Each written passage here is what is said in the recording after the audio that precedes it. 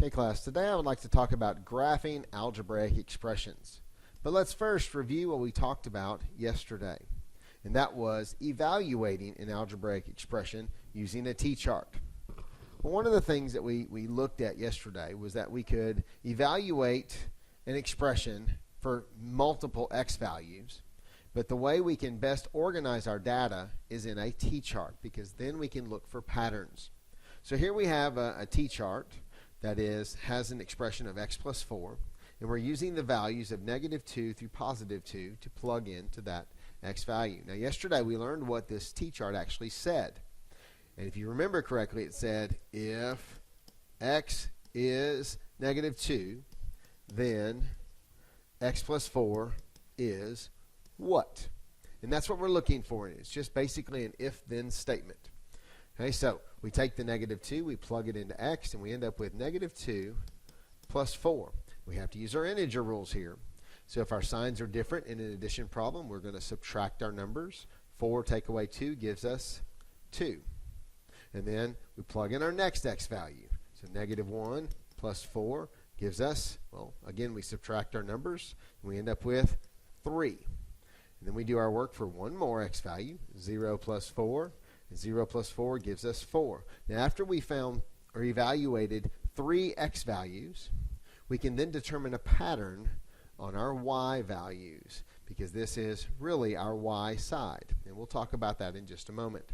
So if we're counting by 2, 3, 4, we're increasing by 1 each time. The next two should be 5 and 6.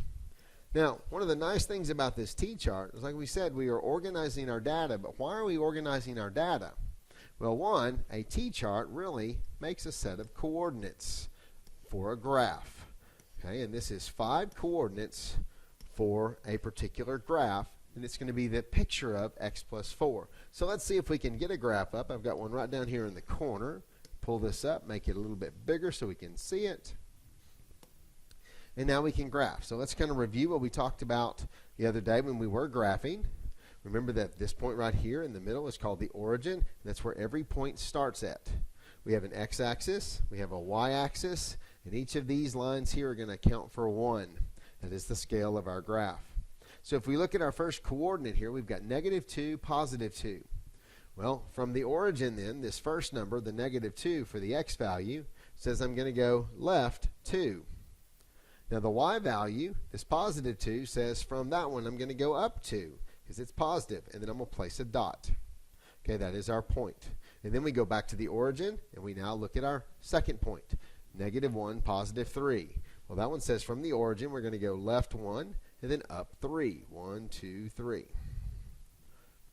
The next point is 0, 4.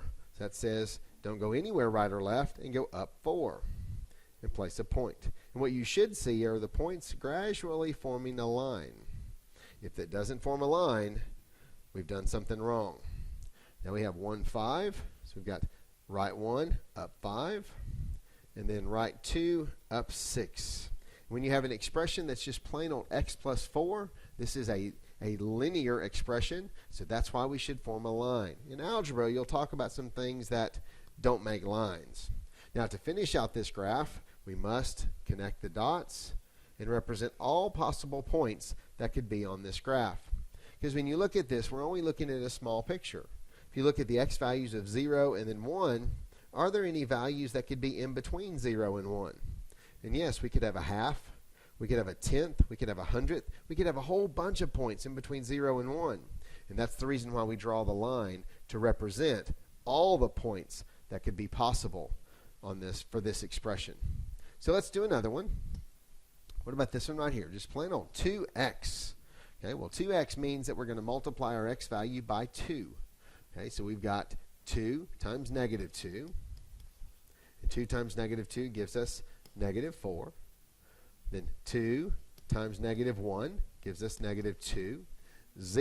2 times 0 gives us 0. Now what is our pattern? What are we doing? We're counting by 2. So the next one would be 2 and 4. And now we graph this set of points. So the first one from the origin, we're going to go -2, -4, which means left 2, down 4. The next one is from the origin, left 1, down 2. So that's these first 2 points right here. Then we have 0, 0. So you can graph points that are at the origin. That's what this one is. Then the next one is 1, 2. So that means I'm going to go right 1, up 2, because they're both positive.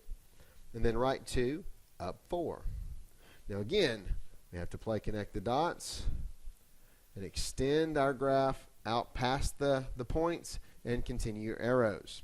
Because like I said, we have points that are in between 0 and 1, between 1 and 2, but we also have points on past 2, 3, 4, 5, and so on. Same thing with the negatives. Right? So let's do one more here. Let's do this one. Now this one is kind of the opposite of the one that we just did, the negative 2x. We just did positive 2x. Now what will that negative do to the graph? Will it do anything? Well, let's see. So here we got negative 2 times negative 2, which would give me a positive 4. If you remember on the last one, I had a negative 4. So you already kind of see a difference. So then we got negative 2 times negative 1, which gives us positive 2. Negative 2 times 0 to give us 0. And now this time, instead of increasing by 2 like we did on the previous one, we're actually decreasing by 2. So this would then end up being negative 2 and negative 4. So now we graph this and we get negative 2, which is left 2 from the origin, up 4, and then left 1, up 2 for the negative 1, 2, still at the origin, and then right 1, down 2 for 1, negative 2, and then we've got 2, negative 4, which means right 2, down 4, and then we play connect the dots. So you'll notice when we had positive 2x that we had a line going uphill. When we have negative 2x, we have a line going downhill. Right? Now let's do one more real quick, the one that I skipped over just a moment ago, and then we'll end the lesson. Now like I said yesterday, anytime you have a minus, it makes it easier if we change the minus to a plus next to its opposite. We do our LCO so that we prevent careless mistakes. So now we have 3 times negative 2 plus negative 3. So 3 and negative 2 make negative 6, then negative 7, 8, 9. So we got a negative 9. 3 times negative 1 plus negative 3. 3 times negative 1 gives us negative 3. 4, 5, 6. Get negative 6. And then 3 times 0 plus negative 3 gives us negative 3. Now what are we doing here? We're actually increasing by 3. So the next one should be 0 and 3. So when we're putting this on the graph, again we're going to go left 2, down 9. Left 1, down 6. Right or left none, down 3. Right 1, up or down none. Right 2, up 3. And you should notice that the bigger this number is, the steeper my graph gets. Okay? Play connect the dots, extend out past, and you're done. So what we've looked at today is how do I take this t-chart, evaluate the expression for given values, and turn these things that are found in our t-chart, this data, into a graph.